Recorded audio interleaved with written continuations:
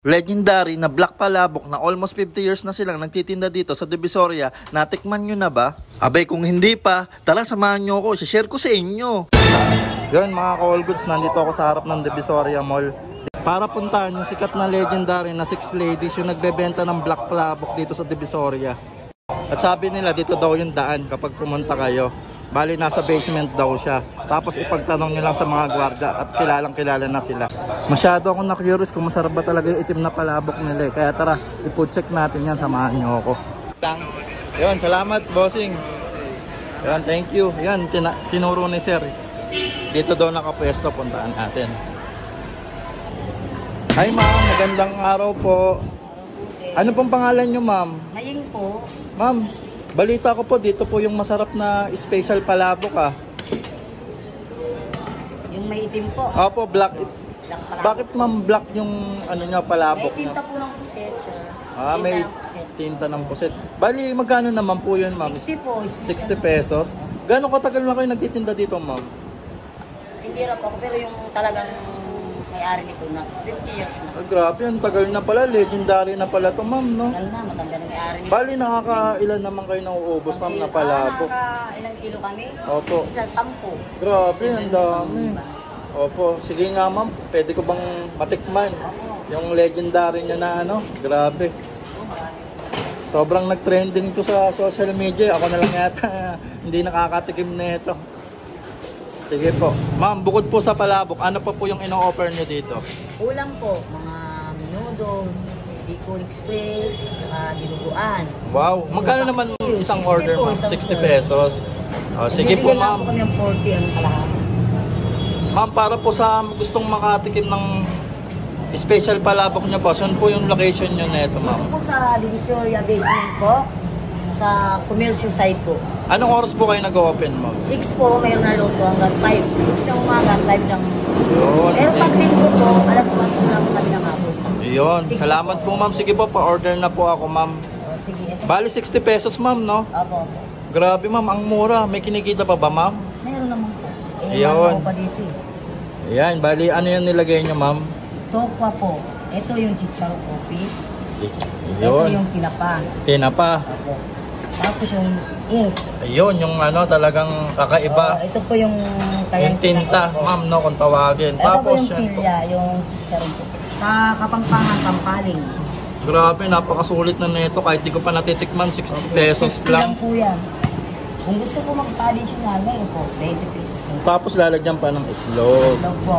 Yan. Ma'am, ano pinagkaiba niya sa ibang palabok? Kasi po sa amin may tinta ng pusit. Yun daw po. Tsaka masarap talaga yan, no, Ito ma'am? na po yung sauce. Yan yung sauce niya, guys. Ayun, no? Ayan, sir. Lagyan pa natin sa babo para makita niya itin. Ayun, no? Ma'am, kahit hindi vlogger, ganyan po kadami. Opo, 60 po yan. Pare-parehas lang po, ano? Para nakita mo naman sa kanila. Salamat po, ma'am. Ayan, tikman na natin, guys. Kahit di vlogger, guys, ganito kadami. Ayan, puntahan niyo si ma'am. Pagka hindi ganito yung sinerve sa inyo, di ba, ma'am? Opo, ganyan lang po talaga. Tikman na natin, guys. Ma'am, tanong ko na rin po, bakit Six Ladies ang pangalan ng tindahan nyo? Isa ka pa po ba sa, ano, sa Six Ladies? Hindi po, ako po yung tindera nila. Pero yung 6 ladies po, ano po silang mga babae. Tatandaan na po. Ah, magkakapatid po. Hindi, dalawa lang po magkapatid. Tapos yung mga iba? Kakaibigan po. Ayun, Tapos kasi yung dati pala po, yung, kaya pala Six Ladies. Dati po silang tindera lang din, naging karoon sila ng... Nagsikap lang po, ano. Tsaga-tsaga, ano. 80s? Parang 80s pa po. Thank you po, ma'am. Yan, mga ka-all goods, no, nandito tayo sa May Divisoria. Dinayo na natin yung legendary na nagtitinda dito ng Black Palabok. Yan, guys. Grabe, 60 pesos lang to. Ganito kadaming serving nila. At kahit di vlogger, guys, legit, ganito daw talaga. Ayan. Grabe, 50 years na daw sila nagtitinda dito ng palabok, guys. Kaya na-curious ako kung masarap. Tikman na natin to. Ang dami ng serving nila, oh. Panalong panalo ka na dito. Ang mura. 60 pesos lang, guys. Ayan, oh. Sobrang sikat na ito sa, ano, guys. Social media. Ako na lang yata hindi nakakapag-vlog dito. Ayan, natikman na natin.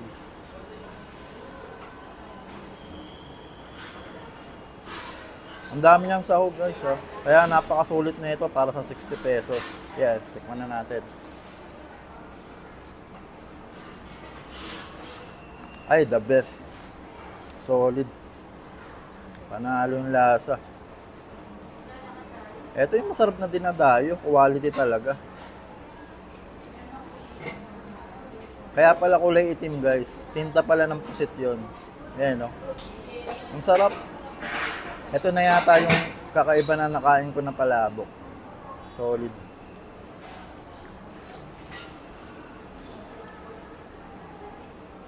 Ah, may chicharon pa siya guys. Oh. Dahil sahog. Not bad sa 60 pesos.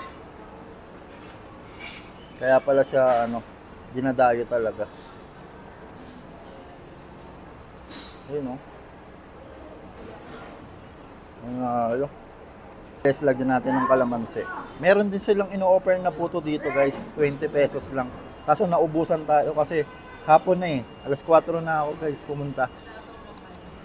At ang maganda dito, kung food trip ang hanap nyo, marami silang ino-offer na ulam dito. Marami kayong pwedeng pagpilian. 60 pesos lang din guys yung ulam nila. Diba? Hindi na masama.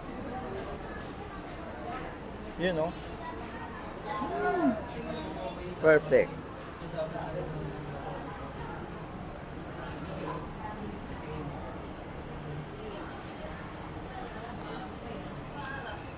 Try nyo na to guys. Napaka-solid na ito.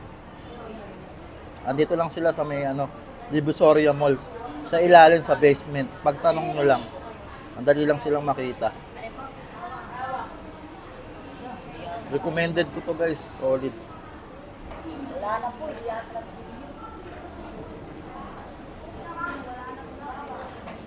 Mainit-init pa guys ha. Bagong luto pa.